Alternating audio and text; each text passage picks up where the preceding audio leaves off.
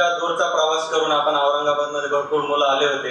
त्याचा मेन जो काही मुद्दा होता की त्यांना याच्यानंतर काय होईल, आपलं कधी आपली प्रोसेस स्टार्ट होईल, हा महत्वाचा मुद्दा होता आणि भूषण राऊत सरांनी तो क्लिअर केला. त्याच्याबद्दल त्यांचा खूप खूप आभार. कारण आम्हाला खूप मोठा प्रश्न होता की आता काय करायचं, कारण याच्यातली 90-100% मुलं मी मानतो जशी माझ्यासारखी सर्व जॉब सोडून प्रिपेअर करत होती आणि 8-9 महिने झाले कोणीही कमवत नाहीये. भरपूर कॅन्डिडेट जे मॅरिड आहेत, पैशाचा भरपूर मोठा प्रश्न आहे आणि सर्वांपुढे हाच प्रश्न होता की काय करायचं. आणि भूषण राऊत सरांनी एक चांगलं गाईडलाईन केलं की तुम्ही काहीतरी सुरू करा आणि त्याच्यामध्ये महत्वाचं म्हणजे प्रिपरेशन करा. तर डेफिनेटली यातली भरपूर मुलं सर तुमच्या गाईडलाईनचा, तुमच्या मार्गदर्शनाचा आदर करतील आणि नक्कीच अभ्यास सुरू करेल. मीही त्याच्यामध्ये पार्टिसिपेट करेल.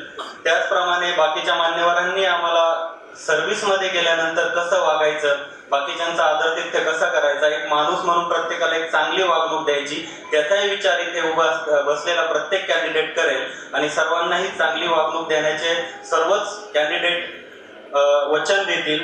आणि एवढं बोलून मी माझे 2 शब्द संपवतो. मला इथं उभं राहून बोलण्याबद्दलची इग्नाइट अकॅडमीने संधी दिली. धनंजय कातळे सरांचं आभार मानायच्या गडबडीत राहून गेलं.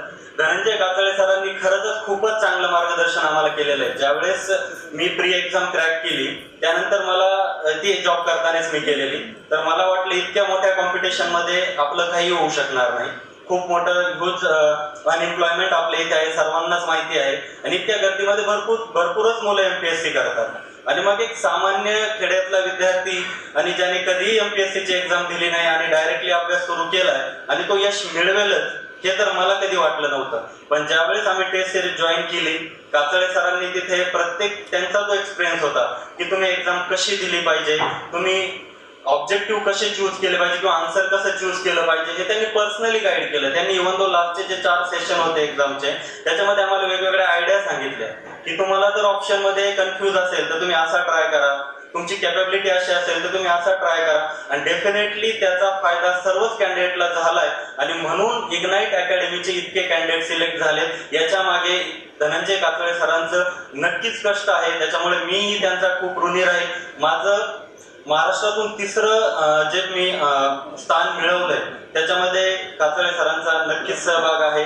बाकीचे सर्वच कॅन्डिडेट त्याच्यामध्ये किंवा आपले जे जीवनाचे भाग आहेत, आपले आई वडील असतील, आपले मित्र असतील, हे सगळेच डेफिनेटली पार्टिसिपेट आहे. पण त्यासोबत कातळे सरांचे खूप मोठे योगदान आहे. तर तुमचं खूप खूप आभार.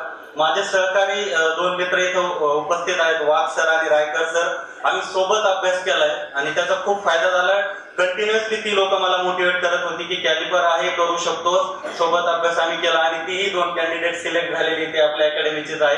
त्यांचाही मी आभार मानतो आणि माझे 2 शब्द संपवतो. धन्यवाद.